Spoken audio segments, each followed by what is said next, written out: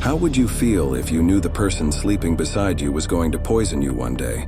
Join us as we delve into the psyche of a woman whose insatiable hunger for wealth drove her to orchestrate one of the most cold-hearted crimes in recent memory. This is the case of Laren Sims, a woman who led 38 different lives, culminating in the calculated murder of her husband, Laren McNabney. Born on January 20th, 1966, Laren Renee Sims masterfully navigated through life under 38 different aliases, each serving as a mask for her extensive criminal undertakings. By the mid-1990s, she had accumulated a rap sheet detailing various offenses across multiple states, including fraud, forgery, and theft. These illicit activities were driven by her knack for manipulating those around her, utilizing her apparent charm and intelligence to exploit vulnerabilities for financial gain. She spent 9 months in prison for these crimes. Then, while on probation, she cut off her ankle monitor and fled to another state. Laren McNabney, the victim of this tragic tale, was known in the Las Vegas area as a successful personal injury lawyer with a flair for the high life. His charisma and successful career masked his own troubled background. Larry's life was not without its complications, including struggles with alcohol and previous turbulent marriages, which perhaps made him a susceptible partner to Laren's manipulative tactics.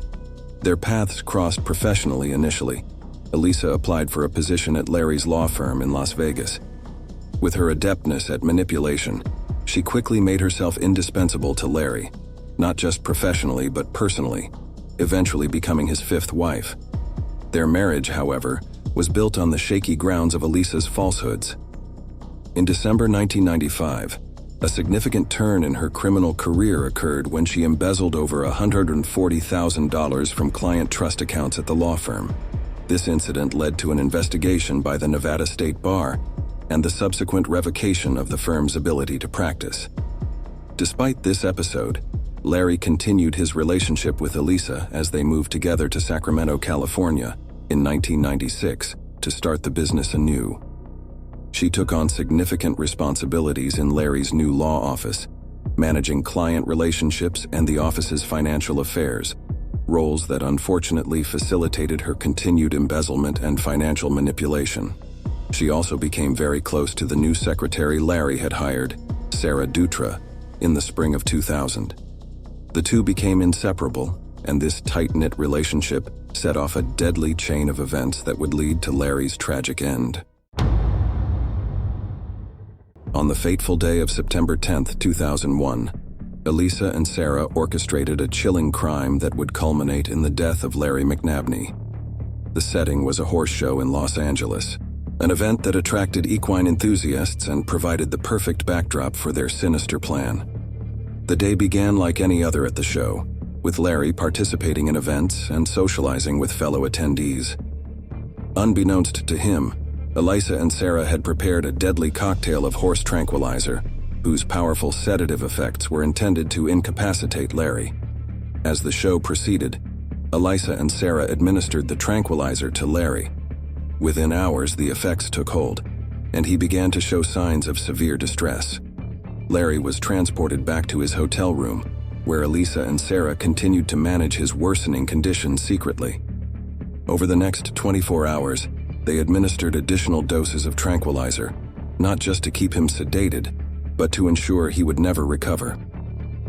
Tragically, Larry died on September 12, 2001. After his death, Elisa and Sarah took further steps to conceal their crime. They transported his body back to the garage of the McNabney home in Sacramento, where it was hidden in a refrigerator sealed with duct tape. This macabre decision was part of a calculated effort to delay the discovery of his death. In the months that followed, Elisa maintained a facade of normalcy, managing Larry's law practice and finances as if nothing had happened. It was during this time that she methodically liquidated assets and prepared for her eventual disappearance. The body remained hidden until December 2001, when Elisa and Sarah finally buried Larry in a shallow grave in a vineyard near their home, a grim end to a meticulously planned murder. The mysterious disappearance of Laren McNabney remained unnoticed by the public for months, as his wife adeptly managed to maintain a facade of normalcy at the law firm. She told those who inquired that Larry had either gone to rehab for his substance issues or had joined a religious cult, each explanation more implausible than the last. As the weeks turned into months, these explanations failed to satisfy Larry's children and close friends, leading to increased pressure on local authorities to investigate. The investigation officially began in early 2002, focusing on unraveling the web of lies spun by Elisa. Detectives started by examining the financial records of the law firm, where they uncovered irregularities and signs of embezzlement, crucial clues that pointed towards financial motives behind Larry's disappearance. In a dramatic development on February 5, 2002, some workers on a San Juan vineyard discovered Larry's body as his leg was sticking out of the ground. Forensic analysis confirmed the identity of the body as Larry McNabney, and the autopsy revealed lethal levels of horse tranquilizer in his system, confirming suspicions of foul play. With the discovery of the body, the focus of the investigation shifted to Elisa McNabney and her associate, Sarah Dutra. Evidence collected from the McNabney residence, including fingerprints and DNA, along with surveillance footage from the hotel in Los Angeles where Larry was last seen alive, helped solidify their involvement. Elisa's elaborate plans began to crumble as the investigation progressed, and a national manhunt was launched, offering a $10,000 reward for her arrest.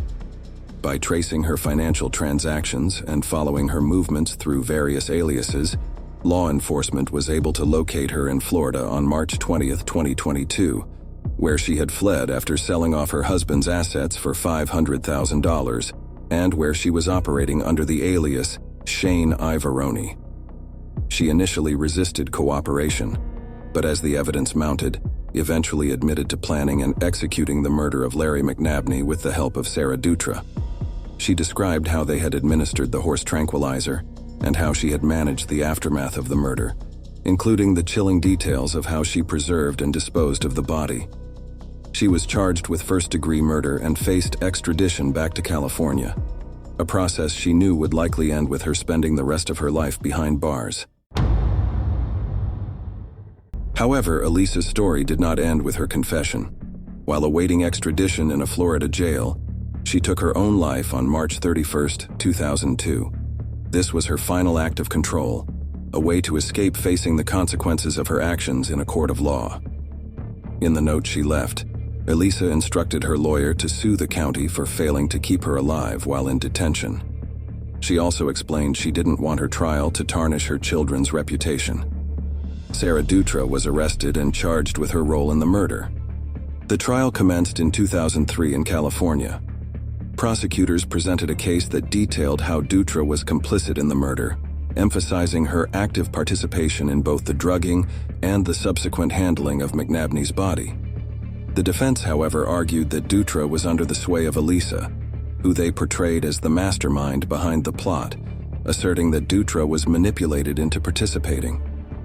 Ultimately, the jury found Sarah Dutra guilty of voluntary manslaughter and being an accessory after the fact. She was sentenced to the maximum allowed under the law for these charges, 11 years and 8 months in prison. This verdict reflected a nuanced consideration of her involvement, recognizing her as both a perpetrator and a manipulated accomplice. Dutra served her sentence at the Central California Women's Facility, reflecting on her actions and their devastating consequences. She was released on August 26, 2011, after serving approximately 85% of her sentence, having earned time off for good behavior. All our thoughts and prayers go to Larry's family.